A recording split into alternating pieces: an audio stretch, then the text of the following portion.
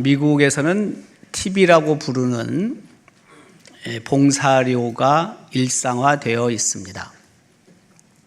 어디를 가든지 팁에서 자유로울 수가 없습니다. 식당을 가든 호텔에서 잠을 자든 혹은 미장원에 가든 택시를 타든 그 팁이 일상화되어 있고 거기서 벗어나기가 힘듭니다. 이 팁도 지역과 업종에 따라 좀 차이는 있지만 요즘은 많이 올랐다고 하더라고요. 한 15%, 20% 정도를 더 봉사료로 지불을 해야 한다는 것입니다. 예를 들어서 식사를 했는데 한 50불을 어치 먹었다. 그러면 지금 한 8만 원어치 먹었다 하면은 그 8만 원에 15%에서 20%를 따로 더 줘야 합니다. 제가 미국에서 온 지 벌써 23년이 됐는데 그때는 LA에서 한 10% 정도 그 팁을 주면은 괜찮았습니다. 근데 지금은 최소한 15%, 한 20% 정도를 줘야 한다니까 적지 않은 돈입니다. 100불어치 식사를 하면 16만 원인데 20%를 준다고 하면은 20불을 더 줘야 하는 것이고요. 그러면 한 32,000 원을 더 줘야 되는 것입니다. 식사를 다 한 후에 보통 계산서를 갖다 줍니다. 이전에는 그랬습니다. 계산서를 보면은 제가 음식 먹은 액수만 적혀 있습니다. 예를 들어서 50불어치 먹으면 50불, 100불을 먹으면 100불. 그 다음에 그 밑에 이제 서비스 차지라고 봉사료를 내가 내 마음대로 결정해서 적는 거예요. 100불어치 먹었는데 내가 10불을 주고 싶으면 10불을 적고 110불을 주면 돼요. 근데 요새는 그렇게 하지 않고 아예 그냥 식당에서 한 15불이고 20불을 적어가지고 준다는 거예요. 내가 결정을 못해요. 그러니까 100불 먹었는데 아예 나오는 거 보면 음식값은 100불, 서비스 차지는 20불, 120불을 나보러 지불하라는 거예요. 기분이 별로 안 좋죠. 네. 그래도 그게 문화래니까 어쩔 수 없이 돈을 놓고 나오는 경우가 다반사이죠. 감사합니다 혹은 고맙습니다라는 표현을 우리는 자주 합니다. 근데 두 개가 약간 차이가 있다고 합니다. 고마움은 내면적이고 감정적인 것에 초점을 맞추고 감사는 고마움 외에 내면적이고 감정적인 것 외에 대상의 가치나 소중함을 인정하고 평가하는 뉘앙스가 있다고 합니다. 그래서 이 감사합니다라는 표현은 보통 이제 하나님께 우리가 주로 사용을 하고요. 또한 자연이나 사물이나 사진 등 다양한 대상이나 상황에 대해서도 감사라는 표현을 주로 한다는 거죠. 예를 들면 자동차 사고가 났는데 인명에는 지장이 없을 때 고맙습니다라는 표현을 하지 않죠. 감사합니다라는 표현을 우리가 더 많이 쓰죠. 우리 주변에는 인사를 잘하는 사람도 있지만 인사를 잘못하는 사람도 있습니다. 잘 안 해요, 인사를. 공연히 미움을 삽니다. 아무것도 없는데, 아무것도 아닌데. 그저 한번 인사하면 끝날 것을 인사할 만한 관계인데 모른 척하고 그냥 지나간다든지 인사를 하지 않아요. 밉상이 됩니다. 네. 내가 인사를 잘하는 사람인지를 한번 돌아봐야 합니다. 뭐 생판 모르는 사람에게 인사하면은 무안하죠. 뭐 외국은 그렇지 않은데 우리는 그게 문화가 아니라서 모르는 사람은 뭐 인사 안 하고 가도 됩니다. 네. 하지만 충분히 인사하고 지내야 되는 관계임에도 불구하고 인사를 안 하는 경우에 아무것도 아닌데 불쾌감을 유발합니다. 그래서 내가 인사하는 부분에 있어서 얼마만큼 인색한지 잘하고 있는지를 돌아볼 필요가 있습니다. 우리 안에도요, 인사하는 사람 몇 명 있습니다. 네. 진짜로 있습니다. 네. 감사를 잘 표현하는 사람도 있고, 감사를 잘 표현하지 않는 사람도 있습니다. 하나님께도 혹은 사람들에게도 감사를 표현하는 것이 좋습니다. 내가 감사를 잘 표현하지 못하면 감사를 표현하는 법을 배워야 합니다. 글을 써본다든지 혹은 살아가면서 감사해야 될 일이 있으면 잠시 멈추어 쓰고 그리고 감사를 생각해 보는 겁니다. 감사할 대상이 있으면은 즉각적으로 감사를 표현하지 못했을 경우 간단하게 문자를 통해서도 감사를 표해야 합니다. 감사의 연습, 감사의 훈련이 필요한 겁니다. 오늘 우리 교회는 2026년도 맥주감사주일로 지킵니다. 일반적으로 맥주감사주일은 7월 첫째 주일이고요. 각 교회마다 그렇게 지킵니다. 지난 6개월 동안 하나님께서 베푸신 은혜를 헤아려 보고 그 은혜들, 그 감사의 제목들을 찾는 것입니다. 그리고 하나님 앞에 감사하면서 이제 올해 남은 6개월 동안 더욱 하나님께 의탁하는 의미를 담고 있죠. 맥주 감사주일로 우리가 지키는데 구약 성경에는 맥주절이 기록이 되죠. 맥주절은 보리를 수확해서 첫 열매를 거둔 후 그것을 하나님 앞에 드리며 감사하는 시간을 갖는 절기입니다. 맥주절, 초막절, 유월절은 유대인의 3대 절기고요. 그 중에 하나가 맥주절, 우리는 맥주 감사주일로 지키는 거죠. 오늘 본문에서 시인은 이스라엘 백성을 여러 모양으로 비유하고 있습니다. 거친 광야에서 길을 잃은 사람, 쇠사슬에 묶인 죄수, 죽음을 기다리는 사람, 폭풍에 시달리는 선원들로 시편 107편은 구성되어 있습니다. 시인은 이스라엘 백성이 처했던 상황들을 여러 가지로 비유하면서 감사하라고 말하고 있습니다. 하나님께 감사하라. 본문 1절에 시작하죠. 여호와께 감사하라. 여호와께 감사하라.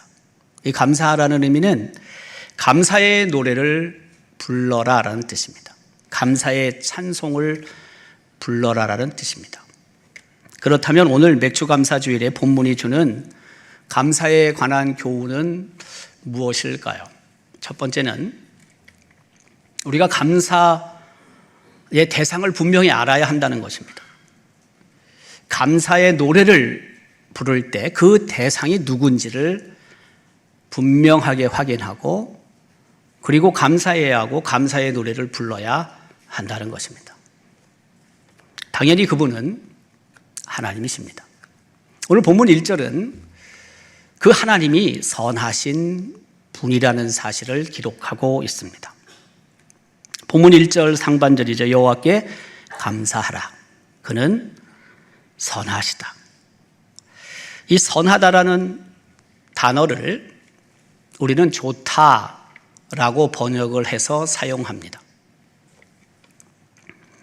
우리가 잘 알고 있는 복음성가 가운데 클래식, 좋으신 하나님, 잘 부르고 또 너무나 잘 압니다.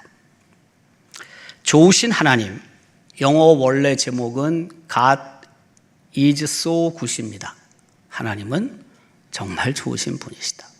God is so good입니다. 근데 좋으신 하나님은 이 복음성가는 작곡자, 작사자가 알려져 있지 않습니다. 그리고 언제부터 불렀는지도 모릅니다. 8마디로 구성된 짧은 찬양은 그럼에도 불구하고 하나님을 너무나 잘 노래하고 있습니다. 하나님은 선하시다. 하나님은 좋으신 분이시다. 하나님은 내게 그런 분이시다.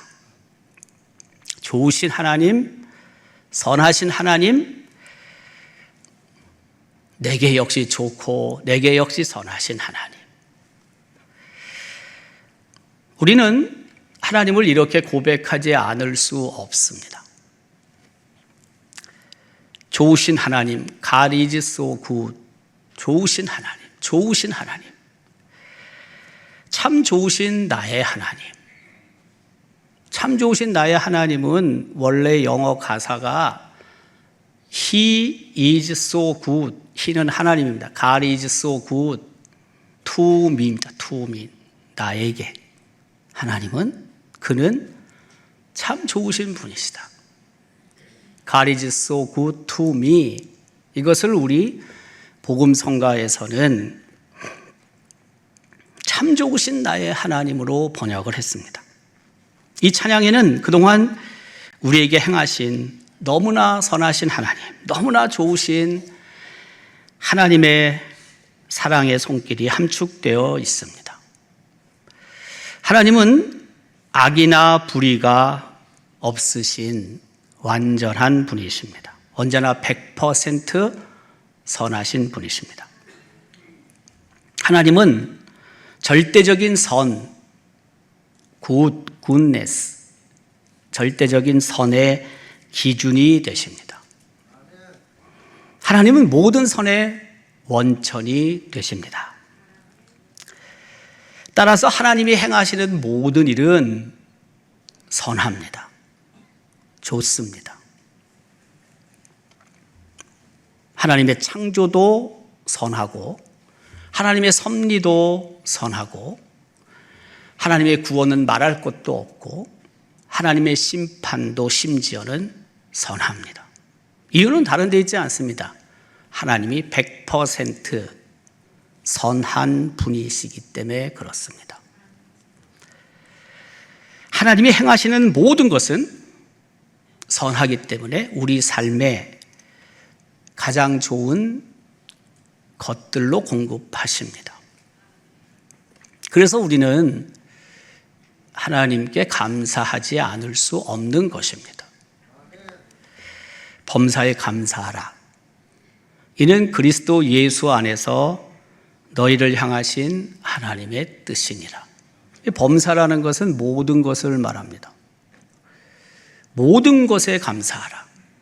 왜 모든 것에 감사해야 됩니까? 하나님은 100% 선하신 분이시고 모든 선의 원천이기 때문에 하나님이 행하시는 모든 일들은 선하기 때문에 범사의 모든 일에 우리가 감사해야 한다는 것이죠. 또한 하나님께서는 변함없는 사랑, 영원한 사랑을 베푸시는 분이십니다. 그래서 우리는 감사의 노래를 불러야 하는 겁니다. 1절 하반절은 이렇게 역시 기록합니다. 여호와께 감사하라. 그 인자하심이 영원함이로다. 여기서 인자라는 것은 변하지 않는 영원한 하나님의 사랑을 뜻합니다. 하나님의 사랑은 인간의 행위나 자격에 의존하지 않습니다. 하나님의 사랑은 일방적입니다. 하나님의 사랑은 영원합니다. 변함없는 영원한 하나님의 사랑은 죄인을 향한 용서와 구원의 근거가 됩니다. 하나님은 우리를 죄와 사망에서 구원하시기 위해 당신의 독생자 예수 그리스도를 이 세상에 보내셨습니다. 그리고 그를 십자가에서 죽이셨습니다. 예수 그리스도의 십자가는 하나님의 변함없는 사랑, 영원한 사랑을 나타냅니다. 따라서 우리는 변함없는 영원한 하나님의 그 사랑을 기억하고 하나님 앞에 감사하지 않을 수 없는 것입니다. 감사의 노래를 부르지 않을 수 없는 것입니다.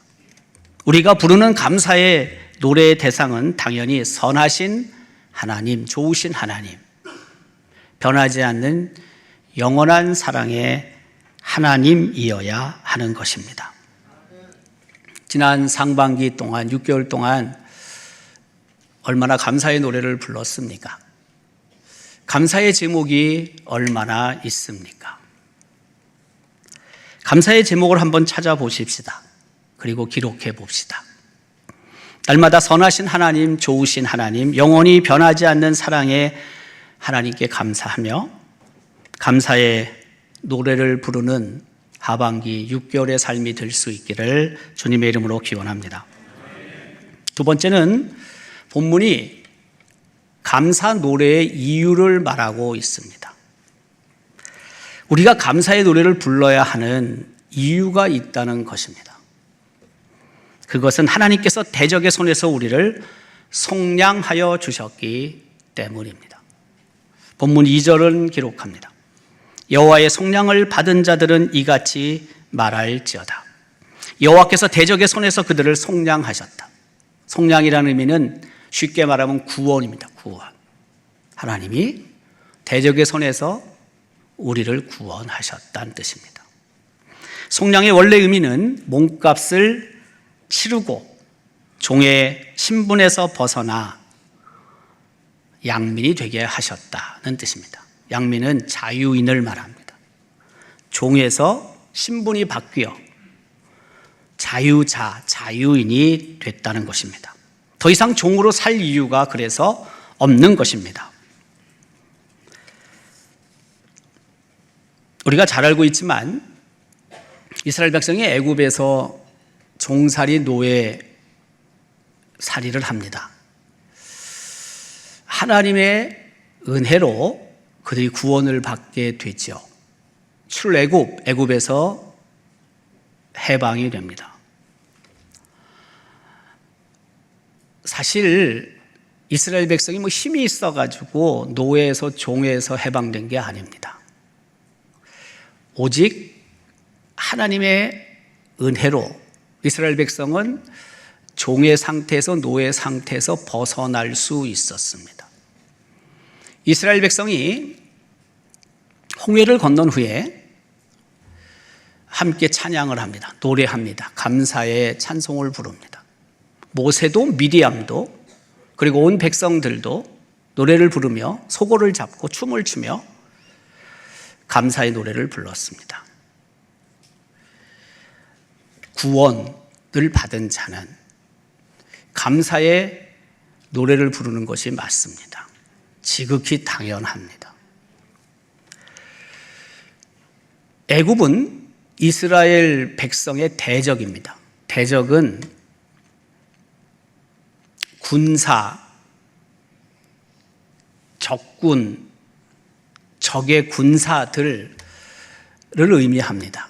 하지만 성경에서는 대적을 반드시 사람들, 적군의 군사들만을 뜻하지는 않습니다. 대적은 걱정거리, 근심거리, 염려 등도 포함을 합니다.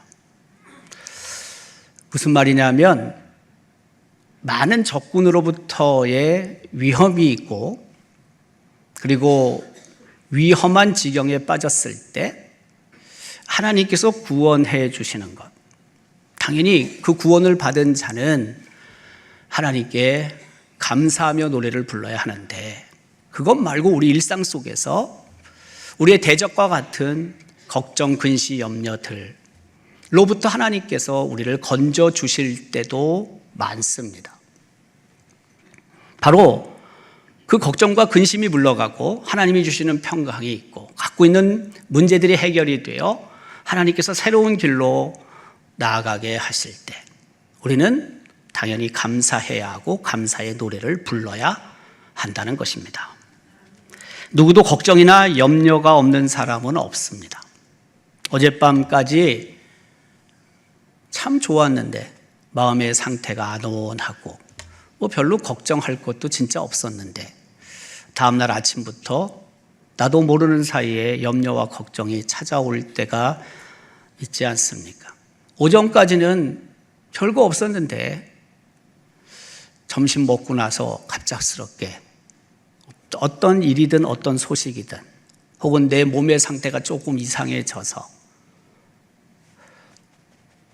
걱정할 일들이 내게 몰려올 때가 있지 않습니까?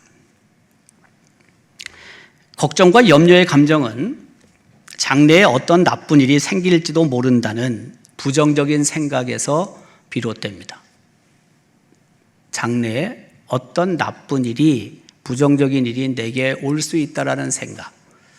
근데 연구 결과에 따르면 걱정거리의 79%는 실제로 일어나지 않고 16%는 준비하면 충분히 대처할 수 있는 일이라고 하죠. 그러니까 95%는요, 별게 아니라는 거예요.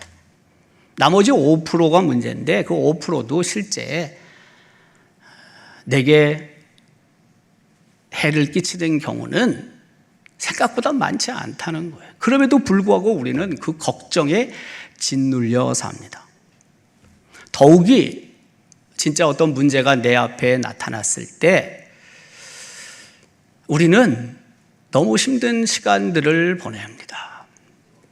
내가 이런저런 모양으로 그것들을 처리해 갈 때도 있지만 그러나 전혀 처리하지 못하는 문제들 앞에 설 때도 얼마나 많은지 모릅니다.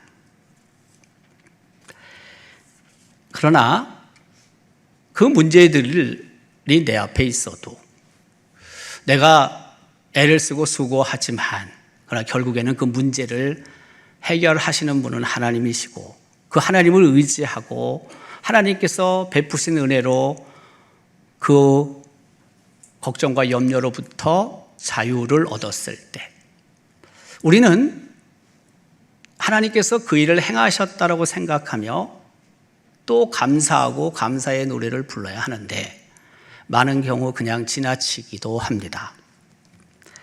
2026년이 시작된 후 6개월이 지난 현 시점에서 꼭 하나님께 감사해야만 하는 그 어떤 것이 여러분에게 있습니까? 감사의 노래를 불러야만 하는 감사의 제목이 있습니까? 하나님께서 베푸신 크고 작은 구원의 은혜를 한번 헤아려 봅시다. 잘 생각이 나지 않으면 여러분이 6개월 동안 사용한 다이어리를 한번 보든지 메모해 놓은 게 있으면 그 메모한 것을 다시 한번 들춰보든지 혹은 스케줄표를 한번 보든지 1월부터 한번 이렇게 넘겨보십시오. 어떤 일이 있을 때 내가 참 힘들었는데 어려웠는데 그러나 어느 순간 문제가 해결이 되고 그리고 그 하나님의 구원의 은혜를 생각하며 감사했던 것들을 한번 찾아보십시오. 어떤 경우에는 감사하지 못하고 그냥 넘어간 것도 얼마나 많이 있는지 모릅니다. 소급해서라도 하나님 앞에 감사할 필요가 있습니다. 지난 6개월이 얼마나 빠르게 지났는지 모릅니다. 내가 기억하고 있는 많은 일도 있지만 그러나 다시 찾아보지 않으면 기억 속에 없는 일들도 참 많습니다. 순간순간 하나님께서 개입하시고 순간순간 하나님께서 은혜를 베푸셔서 넘어가게 하셨는데 그때 내가 그 하나님의 사랑과 하나님의 은혜를 잊고 감사하지 못한 게 있었다면 다시 그것을 찾아서 하나님 앞에 감사하고 감사의 노래를 불러야 할 이유가 우리에게 있습니다. 6개월을 정리하고 새로운 6개월을 시작하는 맥주 감사 주일은 바로 그런 날입니다. 잊고 있었던 감사의 제목을 찾아내고 그리고 하나님 앞에 감사하는 삶, 바로 그것을 하나님이 우리에게 요구하고 계시기 때문입니다. 세 번째로 오늘 본문이 우리에게 주는 교훈은 감사 노래의 방법에 관해서 하나님이 말씀하고 계십니다. 하나님께서는 동서남북 사방에 있는 사람들을 불러 모으셨습니다. 그리고 이들은 하나님께 감사의 노래를 불렀습니다. 오늘 본문 3절에 이렇게 기록합니다. 동서남북 각 지방에서부터 모으셨도다. 동쪽에 있는 사람, 서쪽에, 남쪽에 있는 사람, 북쪽에 있는 사람들을 한자리에 부르셨습니다.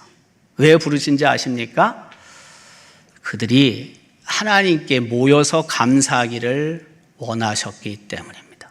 감사의 노래를 사람들이 함께 모여 부르기를 하나님이 원하셨기 때문입니다. 모인 사람들은 감사의 노래를 불러야 했습니다. 이것은 무슨 의미가 있냐면 하나님께 드리는 감사는 개인적인 것인 동시에 공동체적인 것이다라는 뜻입니다. 내가 개인적으로 하나님 앞에 당연히 감사해야 하지만 또 한편으로는 신앙 공동체가 함께 모여서 하나님을 찬양하고 그 감사의 노래를 불러야 한다는 것입니다. 앞서 언급한 것처럼 시편 107편은 이스라엘을 여러 모양으로 비유하고 있습니다. 거친 광야에서 길을 잃은 자로, 쇠사슬에 묶인 죄수로, 죽음을 기다리는 자로, 폭풍에 시달리는 선원들로 이스라엘 백성을 비유하고 있습니다. 하나님께서 이 모든 어려움으로부터 이스라엘 백성을 구원하셨다는 거죠. 그 하나님의 구원의 은혜를 받은 사람들은 감사제를 드리며 감사의 노래를 부르라고 오늘 본문 읽진 않았지만 22절에 기록하고 있죠. 감사제를 드리며 노래하여 그가 행하신 일을 선포할지어다. 감사제는 감사제사를 뜻합니다. 감사제사는 특별히 교제와 나눔의 제사를 의미합니다. 하나님께 제물을 드리면 그 제물의 일부를 불에 태워서 번제단에 놓아 불살라서 하나님께 드리고 그 제물의 일부는 제사장 몫이 되고 나머지는 그 제사에 참석한 많은 사람들이 함께 먹고 또 나누며 하나님을 노래하는 시간을 갖는다는 것입니다. 그래서 본문이 말하고 있는 감사제의 주제는 다른 게 아니라 나눔입니다. 나눔. 공동체가 함께 모여서 나누며 감사의 시간을 갖는 것입니다. 죽음의 직전까지 갔지만 회복된 자는 개인적으로만이 아니라 공동체적으로 하나님께 감사의 찬송을 올려드려야 한다는 것입니다. 우리가 알고 있듯이 하나님께서는 1년에 2차례 감사할 것을 이스라엘 백성에게 명령하시죠. 그게 바로 앞서 언급한 맥추절과 그리고 오늘날 추수감사절인 수장절입니다. 1년에 2차례 이스라엘 백성은 함께 모여서 하나님께 감사하는 시간을 가졌습니다. 개인적으로도 하나님께 감사해야 하지만 그러나 함께 모여 공동체가 하나님을 향해 감사할 것을 명령하셨죠. 하나님께서 이스라엘 백성에게 주신 감사의 방법은 그래서 개인적인 동시에 공동체성을 지녀야 한다는 것입니다. 우리가 알고 있듯이 교회는 공동체입니다. 그런데 앞에다가 신앙을 붙입니다. 교회는 그냥 공동체가 아닙니다. 교회는 신앙 공동체입니다. 그래서 영어로는 공동체는 우리가 보통 커뮤니티라는 단어를 쓰고요. 신앙은 faith라는 단어를 쓰는데 교회는 페이스 커뮤니티라고 부릅니다. 단순히 커뮤니티가 아닙니다. 신앙으로 모인 사람들이란 뜻입니다. 초대교회는 확고한 공동체 의식을 갖고 있었습니다. 초대교회 성도들은 서로 물건을 통용하고 마음을 같이하여 고난과 기쁨을 나누는 깊은 영적 교제를 가졌습니다. 그래서 믿음은 본질적으로 개인을 넘어 공동체적 연대를 요구합니다. 공동체성을 어느 곳에서보다 강조하는 게 바로 교회입니다. 거룩한 공동체성을 잃어버리면 교회는 무력해집니다. 신앙 공동체가 아니라 그냥 공동체가 되어버립니다. 그래서 정체성을 잃게 되고 교회는 힘을 상실합니다.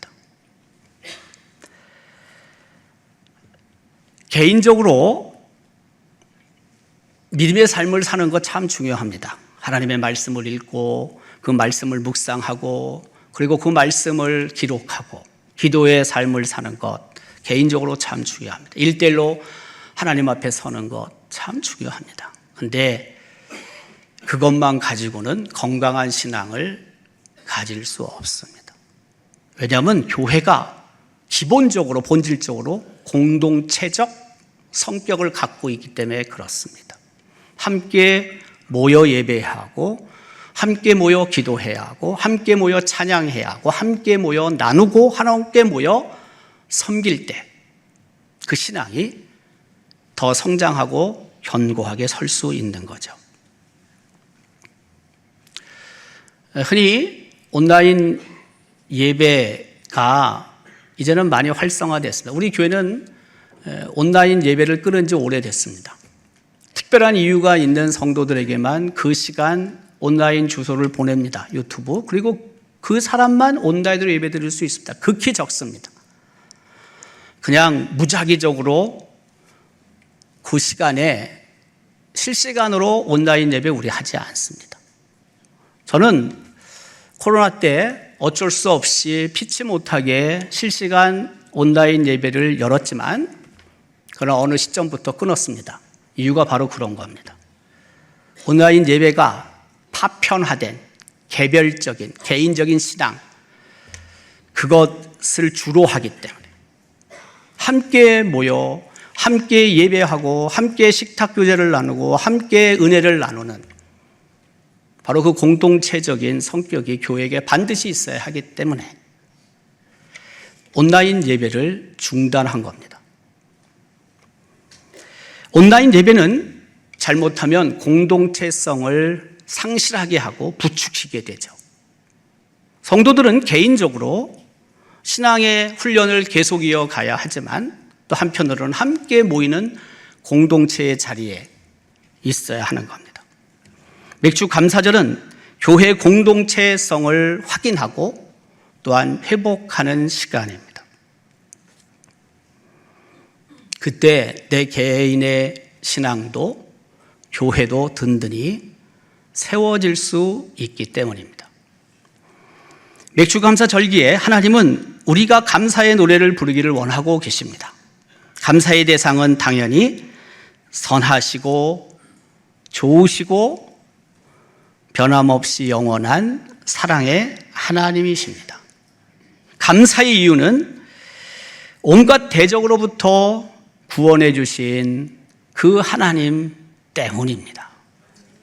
감사의 방법은 개인적으로도 하나님께 감사해야 하지만 신앙 공동체 구성원들이 함께 감사해야 하는 것입니다. 온 가족이, 구역이, 교회가 함께 모여 구원의 은혜를 하나님께 감사하는 2026년도 맥주 감사 절기가 될 수 있기를 주님의 이름으로 기원합니다.